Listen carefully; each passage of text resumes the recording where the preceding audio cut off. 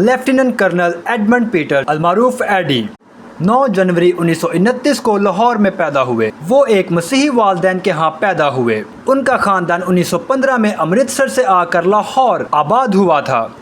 Edmund Peter's اپنے 9 بہن بھائیوں میں سے سب سے چھوٹے تھے۔ کرنل ایڈمنڈ پیٹر لاہور میں پلے بڑھے اور وہیں انہوں نے اپنی ابتدائی تعلیم حاصل کی۔ انہوں نے FC کالج میں سے BA کیا اور 1949 میں پاکستان آرمی میں کمیشن لیا۔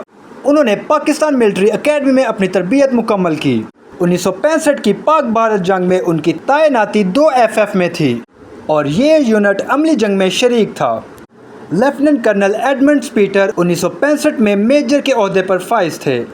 1965 کی پاک بھارت جنگ میں وہ بٹالین کے ساتھ پنجاب قصور میں تعینات تھے۔ ان کی یونٹ نے بھرپور حملے کے بعد دشمن کو پسپا ہونے پر مجبور کر دیا، جس کے بعد ٹینکوں نے حملہ کر کے دشمن کے بڑے علاقے پر تسلط قائم کیا اور کھیم کرم نامی بھارتی قصبے پر بھی قبضہ کیا۔ اس سارے آپریشن میں میجر ایڈمنڈ پیٹرز نے بھرپور حصہ لیا۔ جنگ کے بعد یہ لیفٹیننٹ کرنل بنے۔ انہیں 20 FF کی کمانڈ دے دی گئی، جو ان دنوں حالت امن میں سیالکوٹ میں تھی۔ جنگ کے بعد انہیں فل کرنل کے عہدے پر ترقی دے کر انہیں GHQ میں تعینات کیا گیا، جہاں یہ 25 سالہ شاندار فوجی کیریئر سے ریٹائرڈ ہوئے۔ ریٹائرمنٹ کے بعد انہوں نے وکالت کی تعلیم حاصل کی۔